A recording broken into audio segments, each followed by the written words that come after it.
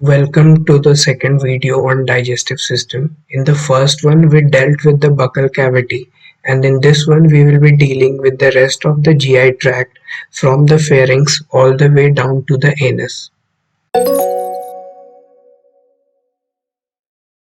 The buccal cavity opens into the pharynx, and the pharynx has three parts: the nasopharynx, the oropharynx, and the laryngopharynx. As you can clearly see, the buccal cavity opens into the oropharynx.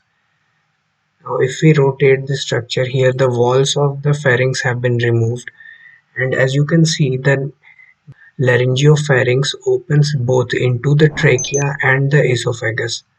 So to prevent the food from entering into the trachea, we have a cartilaginous flap-like structure over here known as the epiglottis.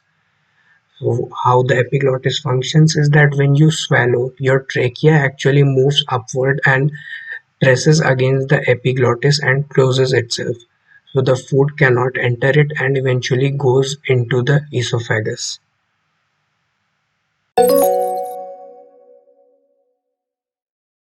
The opening of laryngopharynx into the esophagus is guarded by the upper esophageal sphincter. Now, the esophagus runs posteriorly, that is behind the trachea, and then pierces the diaphragm through a hole known as hiatus and then opens into the stomach.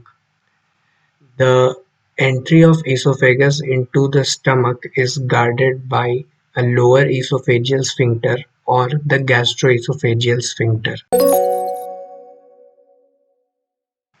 So the stomach has four parts: the cardiac, where the esophagus opens, the fundus, the body, and the pyloric.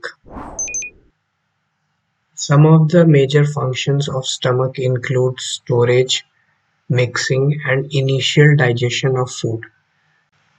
The stomach opens into the small intestine, and this opening is guarded by the pyloric sphincter.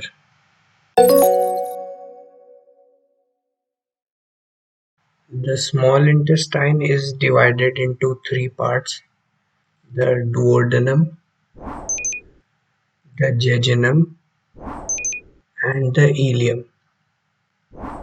Now, as you move more distally or more downwards in the small intestine, the amount of digestion taking place decreases and the amount of absorption increases.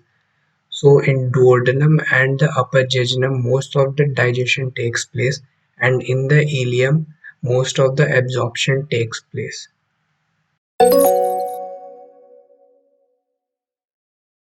Now the first part of the large intestine is the cecum. The cecum is a blind sac which contains several symbiotic microorganisms which are beneficial to us. Below the cecum extends a finger-like projection known as the appendix, which is a vestigial organ and is of no use to humans. Now, above the cecum, we can find the ascending colon, and at the junction of ascending colon and the cecum, the ileum enters the small intestine, and this opening is guarded by the ileocecal valve and the ileocecal sphincter. The ascending colon then opens into the transverse colon, which then opens into the descending colon, followed by the sigmoid colon,